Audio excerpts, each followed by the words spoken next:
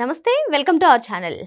AP ముఖ్యమంత్రి నారా చంద్రబాబు నాయుడు గారు రేపు ఢిల్లీలో పర్యటించనున్నారు. మరి ఈ రోజు రాత్రికి ఆయన ఢిల్లీ చేరుకుంటారు. వరుసగా 5 కేంద్ర మంత్రులతో ఆయన భేటీ కానున్నారు. మరి ఇందులో మరీ ముఖ్యంగా అమిత్ షాతో భేటీ కానున్నారు. మరి అమిత్ షాతో చంద్రబాబు నాయుడు గారి భేటీ ఆసక్తికరంగా మారింది. దీనిపైన విశ్లేషించడానికి మనతో పాటుగా ఉన్నారు సీనియర్ జర్నలిస్ట్ డివి శ్రీనివాస్ గారు. నమస్తే సార్. నమస్తే. కూటమి ప్రభుత్వం అధికారంలోకి వచ్చిన తర్వాత అటు చంద్రబాబు గారైనా, పవన్ కళ్యాణ్ గారైనా, లేదంటే లోకేష్ గారైనా చాలాసార్లు ఢిల్లీకి వెళ్ళారు సార్. మరి ఈ నేపథ్యంలోనే చంద్రబాబు నాయుడు గారు మరోసారి ఢిల్లీ వెళ్ళడం, ఇప్పుడు ఏకంగా 5 కేంద్ర మంత్రులతో మార్నింగ్ నుంచి ఈవినింగ్ వరకు కంటిన్యూస్గా ఆయన మీటింగ్స్. మరి ఎస్పెషల్గా చూసుకున్నట్లయితే అమిత్ షాతో మీటింగ్. ఏం జరగబోతుందంటారు? తాజా రాజకీయ పరిణామాల గురించే చర్చించే అవకాశం ఉందంటారా? అమిత్ షాతో ఏం మాట్లాడే అవకాశం ఉందంటారు సార్? అంటే రైళ్ళు ట్రాక్ మీద పరిగెత్తాయి. మామూలుగా ఏ రైలు అయినా సరే రైల్వే ట్రాక్ మీద పరుగులు తీస్తాయి. రైళ్ళు గుండెల్లో పరిగెత్తడం విన్నావా? రైళ్ళు గుండెల్లో పరిగెత్తడం వినాలంటే ఇప్పుడు జగన్మోహన్ రెడ్డి దగ్గర వినాలా, వైఎస్ఆర్ కాంగ్రెస్ పార్టీ నాయకుల దగ్గర వినాలా? అంటే ఇప్పుడు ఎంకి పెళ్ళి ఏదో సుబ్బి చావుకు వచ్చిందని అంటారు. ఇప్పుడు చంద్రబాబు ఢిల్లీకి వెళ్ళటం, వీళ్ళు బెంబేలెత్తిపోతే, ఇప్పుడు బెంబేలెత్తిపోవటం, బేజారెత్తిపోవడం, ఎప్పుడు ఢిల్లీ ఎవరు వెళ్ళినా వీళ్ళు ఇట్లా కంగారు పడుతుంటే అది ఏమనాలా? ఇప్పుడు ఆయన ముఖ్యమంత్రిగా, ఆంధ్రప్రదేశ్ ముఖ్యమంత్రిగా అక్కడ కేంద్ర ప్రభుత్వ పెద్దలను కలవటం, ఇప్పుడు ఆయన ఏంటి మరి పాటిల్ని కలుస్తాడు, లేకపోతే షెకావత్ని కలుస్తాడు, నిర్మలా సీతారామన్ని కలుస్తున్నారు, అశ్వని వైష్ణవ్ని కలుస్తున్నారు. ఆయా మంత్రిత్వ శాఖల్లో ఆంధ్రప్రదేశ్కి రావాల్సినటువంటి నిధులు వాటిని రాబట్టడం. ఇప్పుడు బడ్జెట్లో మొన్న 40,000 కోట్లు పెట్టారంట. పెమ్మసాని కేంద్ర మంత్రి చెప్తున్నారు. రైల్వే బడ్జెట్లోనే 10,800 కోట్లు పెట్టారు. పోలవరానికి ఒక 3,400 కోట్లు ఏమి ఇచ్చారు. అమరావతి రాజధానిలో పాత పొద్దేదో 1,150 కోట్లు ఇచ్చారు. అసలు విశాఖ మున్సిపల్ కార్పొరేషన్కి 1000 కోట్లు ఇచ్చారు. అంటే 5,000 కోట్లు ఇస్తారు, సంవత్సరానికి 1000 కోట్లు చొప్పున. ఇట్లా మొత్తం తీసుకుంటే 40,000 కోట్ల బడ్జెట్ పెట్టినందుకు ధన్యవాదాలు చెప్పడానికి నిర్మలా సీతారామన్ కలుస్తున్నారా? ఇంకా రావాల్సినవి ఏది మరి ఆమె కదా నిధులు శాంక్షన్ చేయాల్సింది. మొన్న ఆమె వచ్చింది అమరావతి, ఒక 16 బ్యాంకులకు ఆమె శంకుస్థాపన చేసి వెళ్ళిన దీంట్లో భూమి పూజలు, ఫైనాన్స్ సిటీ ఎక్కడ అమరావతిలో. ఒకటి వెనుకబడిన జిల్లాలు ఉన్నాయి, 7 జిల్లాలు ఉన్నాయి. అప్పుడు విభజన చట్టం ప్రకారం ఆ 7 జిల్లాలకి జిల్లాకి 50 కోట్లు చొప్పున ఇవ్వాలి. అట్లా పెండింగ్ జగన్మోహన్ రెడ్డి తేలేకపోయాడు. దగ్గర 3,000 కోట్లు పెండింగ్ ఉంది. ఈ 7 జిల్లాలు సీమ, 4 జిల్లాలు ఉత్తరాంధ్ర, 3 జిల్లాలు ఆ పెండింగ్ నిధులు విడుదల చేయండి. ఇక ప్రతి సంవత్సరం మరి కొంచెం పెంచి జిల్లాకు 100 కోట్లు అడుగుతారా? బుందేల్ఖండ్ ప్యాకేజీ ఇస్తామన్నారు. అప్పట్లో ఏంటంటే విభజన చట్టం ప్రకారం కేబీకే ప్యాకేజీ ఇస్తామన్నారు. ఆ ప్యాకేజీ వెనుకబడిన జిల్లాలకి ఇవ్వటం అనే అంశం. ఇటు ఈ బడ్జెట్లో దేశంలో 7 ప్రధాన నగరాలను గుర్తించి, ఇందాక చెప్పానే విశాఖకి 1000 కోట్లు, 5 ఏళ్లకి 5,000 కోట్లు ఇచ్చేటట్టుగా ఆ జాబితాలో అమరావతిని కూడా చేర్చండి. ఆ 7 ప్రధాన నగరాల్లో తిరుపతిని కూడా చేర్చండి. ఎందుకంటే మరి అది పుణ్యక్షేత్రం, ఆధ్యాత్మిక నగరం. వీళ్ళ యొక్క అజెండా ఏంటి? వీళ్ళ టాస్క్ ఈ 3 నగరాలు 3 మెగా సిటీలు చేయాలని. విశాఖ, అమరావతి, తిరుపతి 3 మెగా సిటీలు చేయాలన్న దీంట్లో మరి ఆ రెండింటిని కూడా చేర్చమని అడుగుతారా? ఇట్లా అశ్విని వైష్ణవ్ రైల్వే శాఖ మరి 10,000 కోట్లు కేటాయించినందుకు ధన్యవాదాలు చెప్పడం.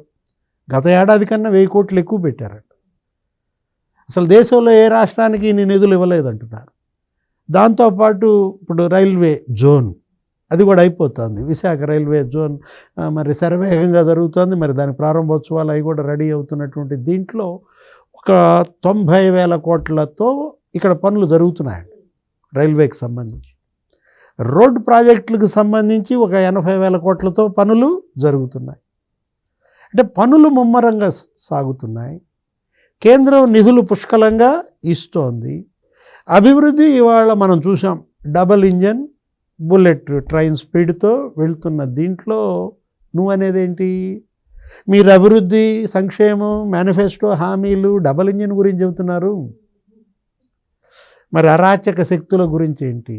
అదేనా అమిత్ షాతో భేటీ?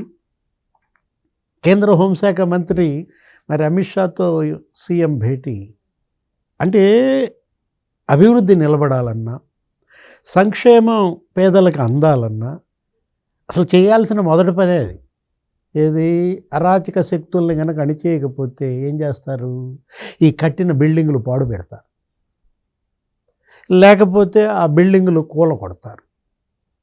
పాడు పెట్టడం, కూలగొట్టడం, తగలబెట్టడం, తవ్వేసేయటం. వీళ్ళు వేసిన రోడ్లు తవ్వేస్తారు. అంటే ఇది ముందు టాస్క్. ఏది?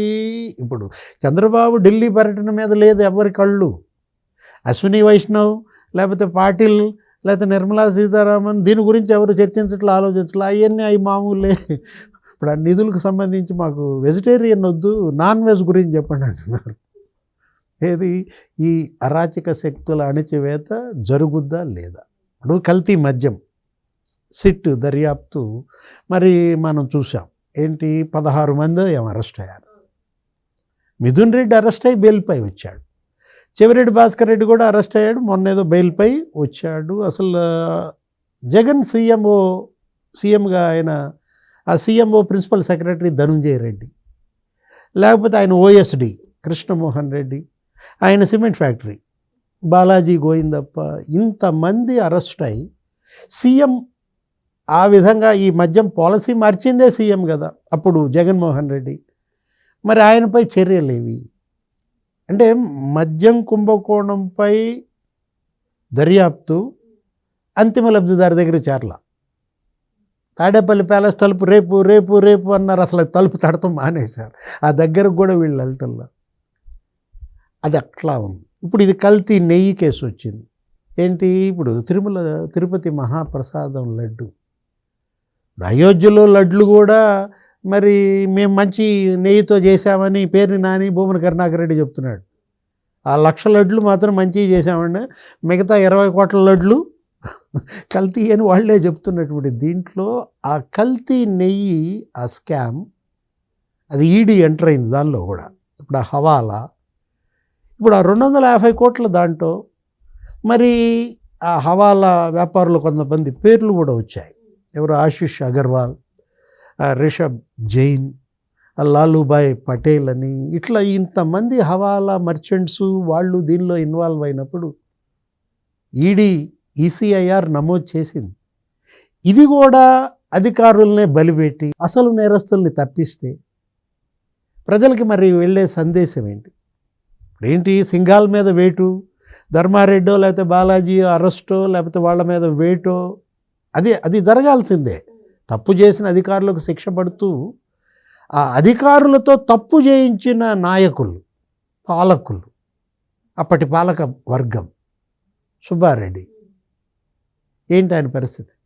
వీళ్ళు ఏమంటున్నారు? మా క్లీన్ చిట్ వచ్చేసింది అంటున్నారు.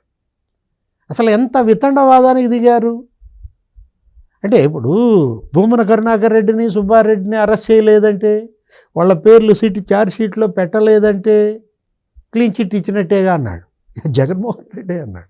అంటే అది వేరే విషయం. అసలు ఆ మాట ఆయన అన్నందుకు అసలు ఇవాళ దేశం మొత్తం భగ్గుమంటోంది. ఇప్పుడు స్వామీజీలు, లేకపోతే పీఠాధిపతులు, అసలు భక్త సమాజం, నేషనల్ మీడియా కూడా ఇవాళ జగన్మోహన్ రెడ్డిని వదిలి పెడుతోంది. What is this Jagan? What are your motives? Remember Jagan. ఏంటి? Say sorry to people of country అంటున్నారు. నిద్రపోయే ముందు, నిద్ర లేచినప్పుడు 100 కోట్ల మంది హిందువులు ఉన్నారని గుర్తుపెట్టుకో అని మరి అర్ణవ్ గోస్వామి లాంటి వాళ్ళు హెచ్చరించారు. ఇలాంటి పరిస్థితుల్లో ఇవాళ ఆ కల్తీ నెయ్యి కేసును గనక ఒక లాజికల్ ఎండ్కి తేకపోతే, ఇప్పుడు పాత్రధారులు కాదు, సూత్రధారులు ఎవరు వాళ్ళు అరెస్ట్ జరగాలి, దోషుల్ని కఠినంగా శిక్షించాలి. మళ్ళా ఇలాంటి పాపపు పని, ఇలాంటి అపచారం, ఇలాంటి ఈ పాతకం ఇంకోసారి చేయటానికి సాహసించకూడదు. ఎందుకంటే ఇది పాపాలకు పరాకాష్ట. వీళ్ళు చేసింది మహాపాపం కాదు, అసలు పాతకాలకి పరాకాష్ట. ఇటువంటి దోషులను అసలు వదిలిపెట్టకూడదనేది ఇవాళ ప్రతి ఒక్కళ్ళు కోరుకుంటున్నటువంటి నేపథ్యంలో అటు కల్తీ మద్యం, ఇటు కల్తీ నెయ్యి అంతిమ లబ్ధిదారు తేలుస్తారా? అమిత్ షా మరి తేల్చుతారా? అటు ఈడీ లేకపోతే సిబిఐ, ఇప్పుడు ఈ సిఐడి, ఇవి స్వచ్ఛందంగా, స్వేచ్ఛగా, పారదర్శకంగా, నిష్పాక్షికంగా వాటి దర్యాప్తుని అవి కొనసాగించేలాగా మరి పాలకులు, కేంద్ర రాష్ట్ర ప్రభుత్వాలు వాటికి సహకరించాలి, వాటికి దిశానిర్దేశం చెయ్యాలి, లోపాలని సరిచేయాలి. మరో అంశంతో మళ్ళీ కలుద్దాం. Thank you sir.